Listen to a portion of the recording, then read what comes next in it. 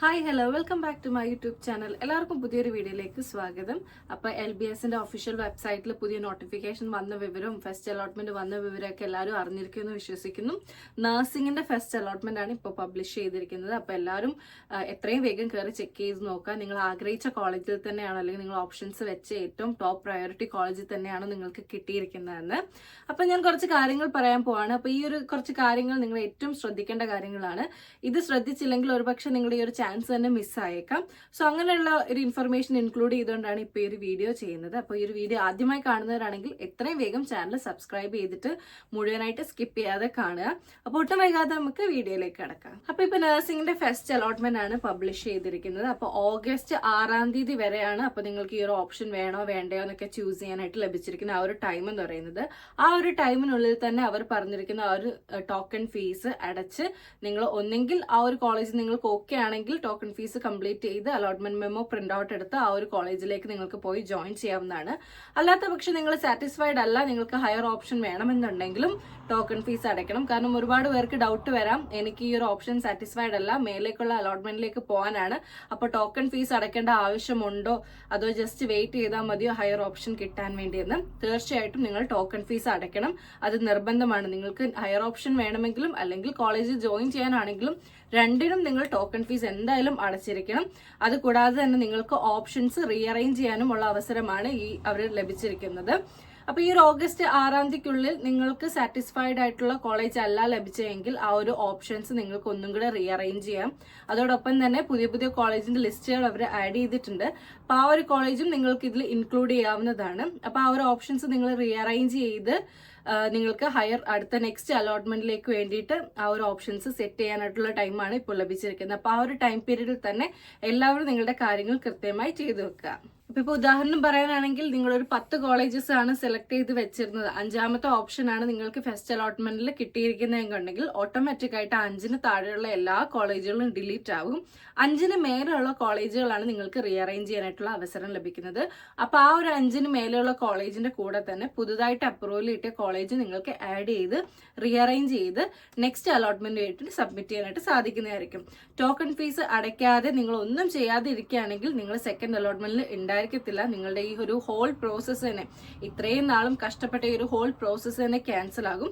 അതുകൊണ്ട് നിങ്ങൾ സാറ്റിസ്ഫൈഡ് ആണെങ്കിലും അല്ലെങ്കിലും നിങ്ങൾക്ക് തുടർന്നുള്ള അലോട്ട്മെന്റിൽ പങ്കെടുക്കണം എന്നുണ്ടെങ്കിൽ ഡെഫിനറ്റ്ലി ആ ഒരു ടോക്കൺ ഫീസ് ഓൺലൈനായിട്ടോ അല്ലെങ്കിൽ ബാങ്ക് ത്രൂവോ നിങ്ങൾക്ക് അടച്ച് നിങ്ങളുടെ ഹയർ ഓപ്ഷൻ അല്ലെങ്കിൽ ഹയർ അലോട്ട്മെന്റിലേക്ക് നിങ്ങൾക്ക് പോകാവുന്നതാണ്. ഇനി ഫസ്റ്റ് അലോട്ട്മെന്റ് കിട്ടി നിങ്ങൾ സാറ്റിസ്ഫൈഡ് ആണ്, ആ ഒരു കോളേജിൽ നിങ്ങൾക്ക് പഠിക്കാൻ താല്പര്യമാണ് എന്നുണ്ടെങ്കിൽ എന്തൊക്കെയാണ് ചെയ്യേണ്ടത് അല്ലെങ്കിൽ ഏതൊക്കെ ഡോക്യുമെന്റ്സ് ആയിട്ട് നിങ്ങൾ കോളേജിൽ സബ്മിറ്റ് ആവണം എന്നുള്ള ഒരു ഡീറ്റെയിൽഡ് വീഡിയോ നമ്മൾ ഓൾറെഡി ചെയ്തിട്ടുണ്ടായിരുന്നു. അപ്പോൾ ആ ഒരു ക്ലിപ്പ് ഞാൻ ഇവിടെ ആഡ് ചെയ്യാം. അതിനകത്ത് നമ്മൾ എക്സ്പ്ലെയിൻ ചെയ്യുന്നുണ്ട് എന്തൊക്കെ ഡോക്യുമെന്റ്സ് ആണ് നിങ്ങൾ കയ്യിൽ കരുതേണ്ടത്.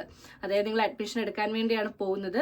അപ്പോൾ ആ ഒരു കോളേജിൽ പോകുന്ന സമയത്ത് ആ ഒരു ഇനീഷ്യൽ വെരിഫിക്കേഷൻ ഉണ്ടായിരിക്കും. നിങ്ങളുടെ വൺസ് നിങ്ങൾ LBSൽ അപ്ലോഡ് ചെയ്ത എല്ലാ ഡോക്യുമെന്റ്സും തന്നെ അതവിടെ സബ്മിറ്റ് ചെയ്യേണ്ടതായിട്ട് വരും. അപ്പോൾ ഏതൊക്കെ ഡോക്യുമെന്റ്സ് ആണ് അതിന് ആവശ്യമെന്നുള്ളത് ഒരു ഡീറ്റെയിൽഡ് വീഡിയോ അതിന്റെ ക്ലിപ്പ് ഞാൻ ഇവിടെ ആഡ് ചെയ്യാം. അപ്പോൾ അതൊന്ന് കണ്ടു നോക്കുക. അതിനുശേഷം നിങ്ങൾ കോളേജിൽ പോകുമ്പോൾ ഈ ഡോക്യുമെന്റ്സ് എല്ലാം ആയിട്ട് വേണം അവിടെ ഹാജരാവാൻ. അപ്പൊ ഇനി ഞാൻ എക്സ്പ്ലെയിൻ ചെയ്യാൻ പോകുന്നത് അഡ്മിഷൻ എടുക്കാൻ പോകുന്ന സമയത്ത് എന്തൊക്കെ ഡോക്യുമെന്റ്സ് ആണ് നിങ്ങൾ കയ്യിൽ കരുതേണ്ടതെന്നാണ്. അപ്പോൾ നമുക്ക് ഇഷ്ടമുള്ളൊരു കോളേജിൽ അലോട്ടഡ് ആയി എന്നുണ്ടെങ്കിൽ ആ ഒരു അലോട്ട്മെന്റ് മെമ്മോ, അതായത് ഇന്ന കോളേജിലേക്ക് അലോട്ടഡ് ആയി എന്ന് കാണിക്കുന്ന ആ ഒരു പേജ് പ്രിന്റ് ഔട്ട് എടുക്കുക. അതോടൊപ്പം തന്നെ ഒരു റെമിറ്റൻസ് ഫീസ് പേ ചെയ്ത ഒരു പേ സ്ലിപ്പ് അതും പ്രിന്റ് ഔട്ട് എടുക്കുക. അതിനോടൊപ്പം തന്നെ കയ്യിൽ കരുതേണ്ട ഡോക്യുമെന്റ്സ്, ഒന്ന് നമ്മുടെ ഡേറ്റ് ഓഫ് ബർത്ത് പ്രൂവ് ചെയ്യുന്ന സർട്ടിഫിക്കറ്റ്, SSLCയുടെ സർട്ടിഫിക്കറ്റ് മതിയാവും. സോ ഒറിജിനൽ SSLC സർട്ടിഫിക്കറ്റ്, അതുപോലെ തന്നെ ഒറിജിനൽ ട്രാൻസ്ഫർ സർട്ടിഫിക്കറ്റ് TC, നമ്മുടെ പ്രീവിയസ് പഠിച്ച സ്ഥലത്ത് നിന്ന് വിത്തിൻ 6 monthsനുള്ളിൽ എടുത്ത ഒരു TCയും കോണ്ടാക്ട് സർട്ടിഫിക്കറ്റ്സും കൂടെ ഉണ്ടായിരിക്കണം. അടുത്തത് 12th മാർക്ക് ലിസ്റ്റ് ആണ് കൂടെ കൈ കരുതേണ്ടത്. ഇനി അതല്ല പ്രീവിയസ്ലി ഏതെങ്കിലും കോഴ്സ് നമ്മൾ കംപ്ലീറ്റ് ചെയ്തിട്ടുണ്ടെങ്കിൽ അതാത് യൂണിവേഴ്സിറ്റിയിൽ നിന്നുള്ള ഒറിജിനൽ സർട്ടിഫിക്കറ്റും വേണം. അടുത്തതായിട്ട് മൈഗ്രേഷൻ സർട്ടിഫിക്കറ്റ് ആണ്, അത് ആപ്ലിക്കബിൾ ആണെങ്കിൽ മാത്രം മതി. പിന്നീട് നമുക്ക് വേണ്ടുന്നത് ഒരു ഫിറ്റ്നസ് സർട്ടിഫിക്കറ്റ് ആണ്. നമ്മളുടെ അടുത്തുള്ള ഏതെങ്കിലും ഒരു ഡോക്ടറിന്റെ കയ്യിൽ നിന്ന് മെഡിക്കലി നമ്മൾ ഫിറ്റ് ആണെന്ന് തെളിയിക്കുന്ന ഒരു ഫിറ്റ്നസ് സർട്ടിഫിക്കറ്റും അതോടൊപ്പം തന്നെ ഹെപ്പറ്റൈറ്റിസ് B വാക്സിനേറ്റഡ് ആണ് എന്ന് തെളിയിക്കുന്ന ഒരു സർട്ടിഫിക്കറ്റും ആവശ്യമാണ്. ഇത് കൂടാതെ ഇൻകം സർട്ടിഫിക്കറ്റ് വേണം. ഇൻകം സർട്ടിഫിക്കറ്റ് നമ്മുടെ കയ്യിൽ കരുതുക.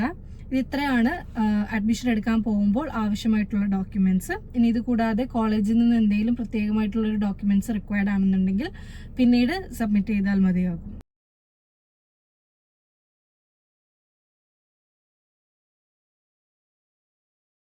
അപ്പോൾ അവർ പറഞ്ഞിരിക്കുന്ന ആ ഒരു ഡേറ്റിൽ തന്നെ ഈ എല്ലാ ഡോക്യുമെന്റ്സുമായിട്ട് നമ്മൾ കോളേജിൽ റിപ്പോർട്ട് ചെയ്തതിന് ശേഷം അവർ ഡോക്യുമെന്റ്സ് എല്ലാം വെരിഫൈ ചെയ്യും. ഡോക്യുമെന്റ്സ് എല്ലാം ഓക്കെ ആണ് എന്നുണ്ടെങ്കിൽ ഒരു കോഷൻ ഡെപ്പോസിറ്റും കൊടുത്ത് നമ്മൾ ആ ഒരു സീറ്റ് ബ്ലോക്ക് ചെയ്ത് അഡ്മിഷൻ എടുക്കേണ്ടതാണ്. ഇനി അതല്ല നമ്മൾ അലോട്ടഡ് ആയി നമ്മൾ അഡ്മിഷൻ എടുത്തിട്ടില്ല എന്നുണ്ടെങ്കിൽ ആ ഒരു അവസരം നമുക്ക് നഷ്ടപ്പെടുന്നതായിരിക്കും. പിന്നീട് നമുക്ക് അതേ കോളേജിൽ അഡ്മിഷൻ ലഭിക്കുന്നതല്ല.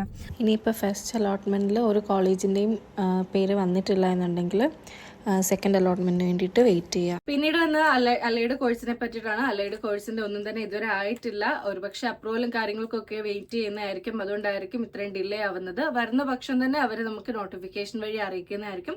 അപ്പൊ അതേപോലെ തന്നെ ഈ സെയിം പ്രോസസ്സ് തന്നെ അലൈഡ് കോഴ്സുകൾക്കും ഉണ്ടായിരിക്കുന്നതായിരിക്കും. അപ്പൊ അതോർത്ത് നിങ്ങളിപ്പോൾ ടെൻഷൻ ആവേണ്ട ആവശ്യമൊന്നുമില്ല.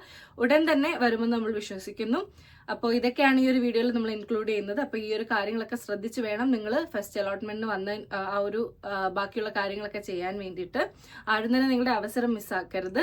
അപ്പോൾ എല്ലാവരും വൈസായിട്ടുള്ള ഒരു ഡിസിഷൻ എടുക്കുക. അപ്പോൾ ഈ ഒരു വീഡിയോ എല്ലാവർക്കും ഇഷ്ടപ്പെട്ടു എന്ന് കരുതുന്നു. ഇഷ്ടപ്പെട്ടിട്ടുണ്ടെങ്കിൽ തീർച്ചയായിട്ടും ലൈക്ക് ചെയ്യണം, ഷെയർ ചെയ്യണം. എന്തെങ്കിലും ഡൗട്ട് ഫസ്റ്റ് അലോട്ട്മെന്റുമായിട്ട് ബന്ധപ്പെട്ട് എന്തെങ്കിലും ഡൗട്ട് ഉണ്ടെങ്കിൽ ജസ്റ്റ് ഒന്ന് കമന്റ് ചെയ്യുക.